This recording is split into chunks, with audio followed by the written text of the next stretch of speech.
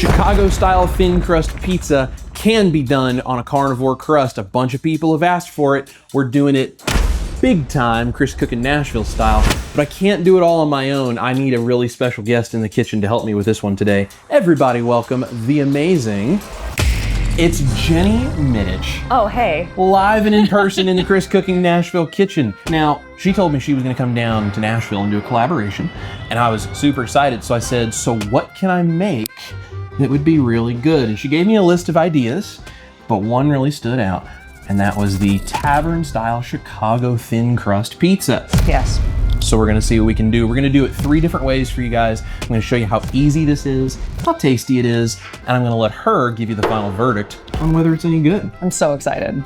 This is gonna be a lot of fun. Let's whip it up. Let's get it going today on Chris Cooking Nashville.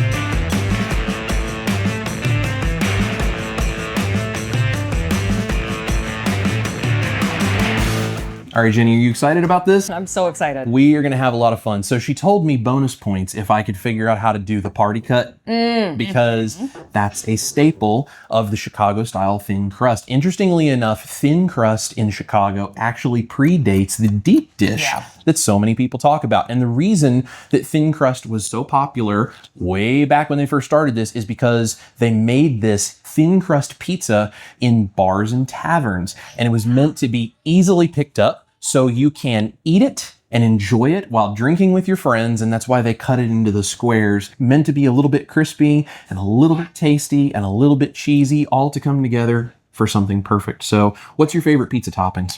So my favorite pizza toppings are green olive and pepperoni. Well, we're definitely going to do some of that. We are also going to do a Chris Cookin' Nashville surf and turf style pizza, because I'm going to do something real special there. And we'll do a classic cheese as well, because why wouldn't we? Since I got some help in the kitchen, should go pretty quick today. Let's do it. All right, I got the oven preheating to 450 degrees with a pizza stone inside. That's gonna help. I've got my giant pizza pan. I'll link this down below if you guys would like to pick one up. I'm gonna have all of the amounts I'm using to make this crust on my recipe card on my website. Let's get to making some Chicago-style thin crust pizza.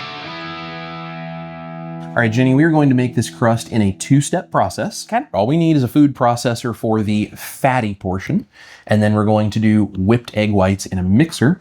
And we're gonna fold the 2 together, and it turns out really, really great. So we have a bunch of low moisture mozzarella cheese. The reason we're using cheese is because without some kind of the protein, especially that stretchy protein of cheese, it's really tough to get things like this to hold together and get any kind of a crisp to them. And I added a little bit of Parmesan in there because it's good to help boost the crisp. It's also fantastic for flavor. So that's gonna go in to a food processor. Whey protein isolate. Now, in several of my recipes, I use whey protein concentrate, but we're actually gonna use the isolate this time instead of the concentrate. So I'm sorry if you have to go get another thing, but the isolate does not have the trace dairy carbs and the trace fat in it. If you use the concentrate, you may end up with a bit of a gumminess in the crust. Also, this is totally optional, but it's really great for flavor. I have a little bit of instant bread yeast, and it's just enough to give you that it tastes like a pizza crust vibe. I also have a little bit of butter powder in here, which is gonna help offset the dryness. I have never heard of butter powder until recently, and I was just like, what is this? Do you use it often? I've used it in a number of different recipes now. It's essentially just freeze-dried butter,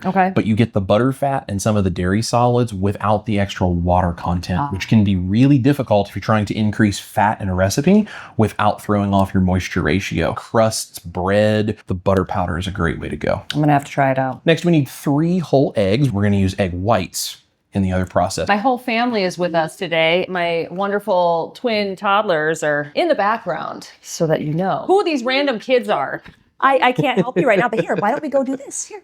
Let's go. Let's go. Thank you. They can't wait to eat this pizza. Chris asked me, what kind of pizza toppings do your kids like? I was like, they've only had pizza like twice because we don't do gluten. We don't really eat anything like that. So we're really excited. I think they're going to love it. So I'm just going to pulse this together a couple of times, and then we're going to turn this on, and we're going to let it run until it's nice and smooth. All right.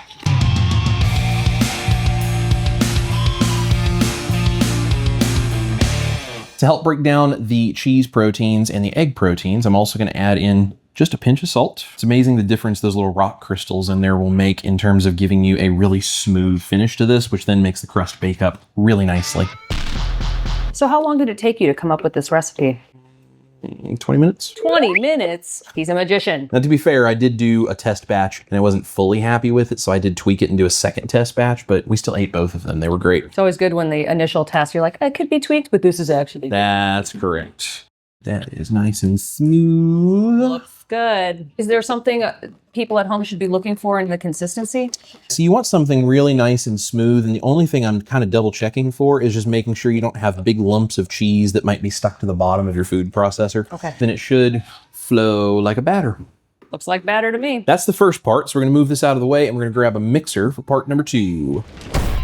Part number 2 is the whipped egg whites. Now, for any of you guys, if you struggle to whip egg whites, any water in your bowl can throw that off. Any amount of fat, so a tiny drop of egg yolk, fat residue in the bowl, any of that. So if you're worried about it, clean your bowl out with vinegar. It'll make your whites whip up a lot more consistently. I also have these at room temperature. You don't have to do that, but it does seem to help a little bit to have them room temperature as well. So I'm just going to separate out the yolks. Yolks go over here, the whites go over here, and we're going to whip them into medium to stiff peaks. Let's do it. If you crack your eggs on a flat surface, you can oftentimes get the shell to break a lot more evenly, which makes using it to separate your egg whites a lot easier. And if you have one like this where the shell breaks and it's real sharp and you're afraid you might pop your yolk, make sure your hands are clean, but use your fingers. What about like the liquid egg whites that you get in a container? Would you be able to use those? You absolutely could. If you have experience with a particular brand working well and you can do that, great. The egg whites being whipped and that little bit of air whipped into it is what's going to give it the texture when it bakes up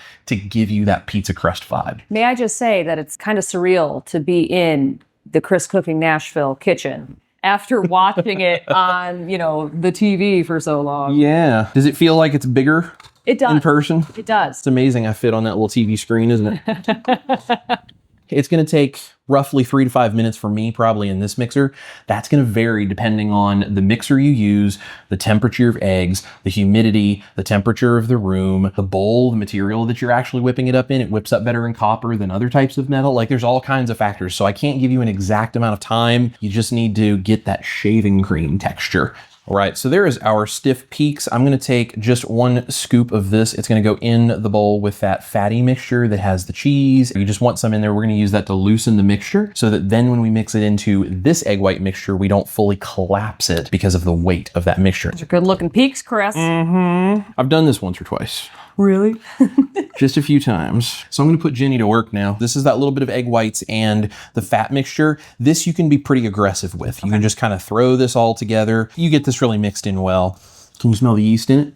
Oh, yeah. Makes it smell like bread. It smells a little bit like beer, too. Yeah, most of what you taste is actually in your nose. Your palate only gets a certain portion of it. It's really what you smell that helps you fully taste something. True. So when you can get that smell in there, makes it feel a lot more like eating a pizza. Take a small portion of the fatty mixture, Got it. add it on top of here, and gently cut down the middle. Okay. And you fold it over. If there's white streaks, that's okay. We just want to try not to collapse it more than necessary. So I'm just going to take like 1/3 of this and just pour it in with the whites. Cut through the center, fold it over, kind of push down, cut through the center, fold over, and we just spin the bowl as we do that. And it's going to collapse quite a bit. That's just what this does. Right. But as we just keep a little bit of that fluffiness in there to the best of our ability, it'll give us that nice texture of our pizza crust. You're trusting me with a lot here. I am. Hey, I have faith in you. And if I ruin the crust, it's his fault. All right. Cut. Fold. My husband makes fun of me because I don't cook often. I know how to cook. I just don't really do it. I tend to do a lot of it. Really? Yeah. Wow. I didn't know. Look at that. That's beautiful. That is perfect. So now you guys can see this is definitely a lot of a looser mixture than it was, but see how it still looks fluffy and puffy? And even if you have little bits of egg white in there, that's okay. Now what I'm going to do is get our pizza pan and we're going to turn this into a pizza crust. We're going to put the batter on the pizza pan, and I have these really nice pre-cut rounds of parchment paper that are actually a little bigger than my pizza pan. You guys want to make sure to find that. I will link these down below for you so you can go pick them up. Also, one of these offset spatulas makes a really big difference because you can easily spread this out. Pour this all right into the middle of the parchment paper. And this is an 18-inch pizza pan, and it barely fits in my oven in a 20-inch parchment, because that way you can go all the way to the edge. Yeah. You don't have to worry about making a mess. That makes a huge difference. Don't I remember you telling me that you measured your oven? I did. So there was a day I was getting ready to do this. Ash walks into the kitchen and I had my head in the oven with a measuring tape, and she was like, "What are you doing?"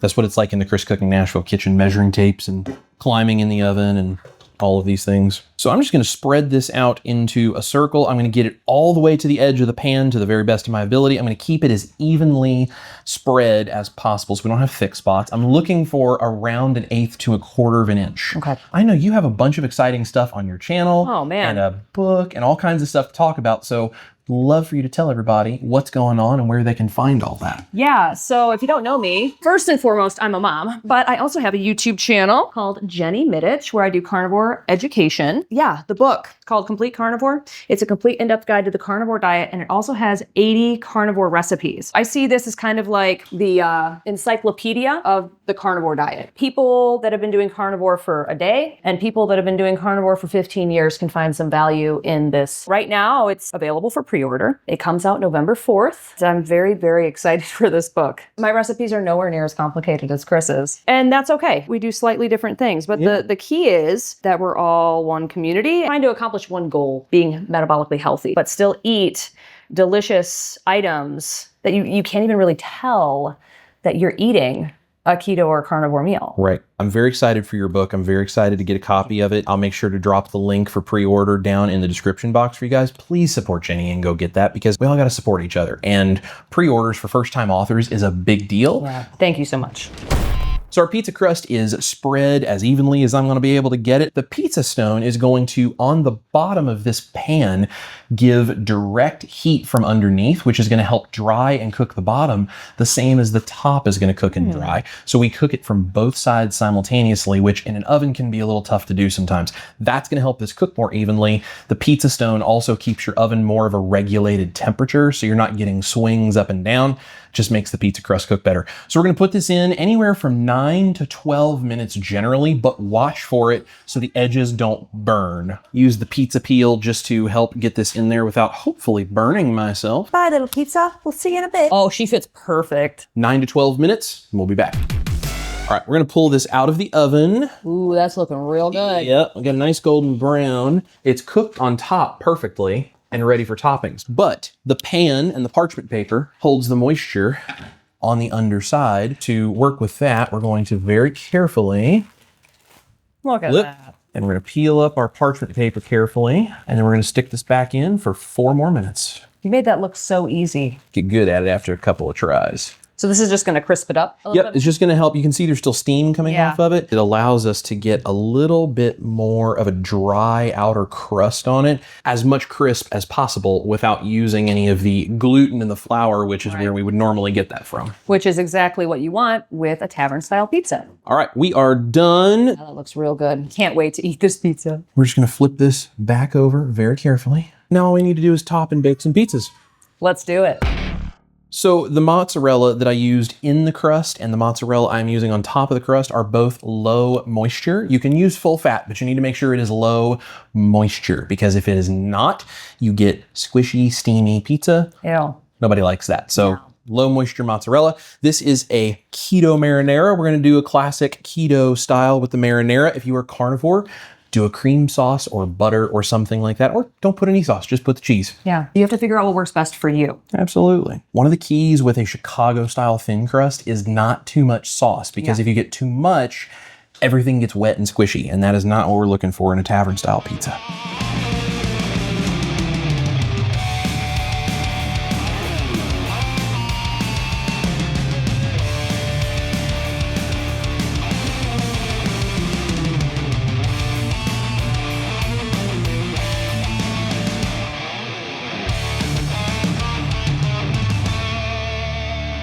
This is definitely a Chicago party cut. I love it. And this is my husband, Goran, if you don't know him. Hello. All right, taste test. Yes. Ooh.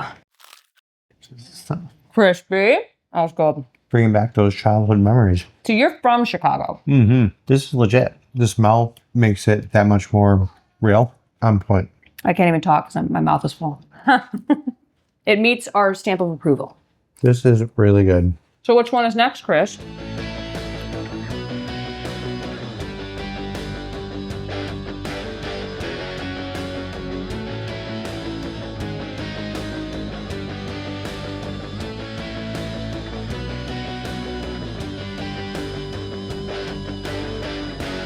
Yes, so these are both of our favorite toppings. So mushroom and sausage and pepperoni and green olive.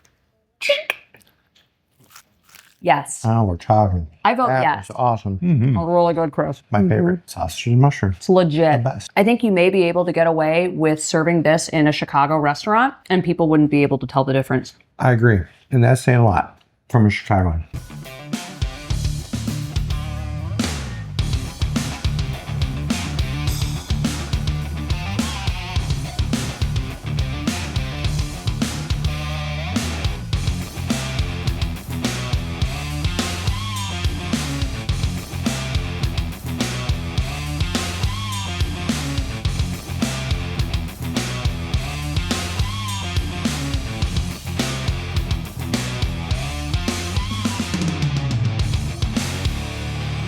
All right, what do we got here, Chris? Surf and turf, dry aged ribeye, lobster tail, Old Bay cream, Parmesan, and salt cured egg yolk, Chicago style tavern pizza. Wow, that's a lot of words, but that sounds delicious. That's a lot of words. All right, let's do it. It Smells good. smells good. Terrible. No, it's really good. It's really good. The saltiness is perfect. I've been transported. I'm sorry. I can really taste that salt cured egg yolk, and it is really good. Wow. This is a very rich pizza. And I'm not mad at that at all. Yes, it's another winner. This is maybe the best pizza I've had, carnivore or not, and that's saying something. Yeah. All right, y'all, that is the Chris Cookin' Nashville way of doing tavern-style Chicago thin crust pizzas. 3 different ways, 3 different recipes. Did you guys enjoy that? Oh my God. Yes. Very much so enjoyed it. Yes. Yeah, well, we had a really great time having you guys here. Thank you so much for stopping by. Thanks for helping in the kitchen today. All of the links you guys are going to need is going to be down below, including the link for the pre-order. So please make sure to go do that ASAP and support Jenny.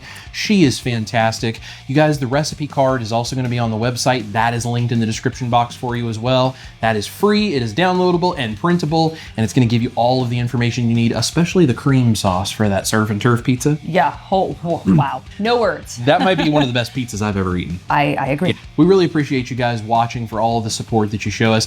Go down below, find everything you need, including the gear, the pizza pan, anything you might need to be able to replicate this for your family pizza night at home. And in the meantime, make sure you subscribe to Jenny's channel if you haven't yet. That will be linked down below as well. Thank you guys for watching. This is Chris Cookin' Nashville, the beautiful Jenny Middich. What an awesome human being. Eat your meat, especially when it looks like a Chicago-style thin crust pizza. Love your life. We're going to see you here in the kitchen for a bunch of crazy recipes. And if you love Chicago thin crust pizza done carnivore style like this, you've got to check out this recipe video right over here. He flushed the toilet right at the end. Like right at the end. Keep eating it. I've never felt like an adult, and I very rarely act like one.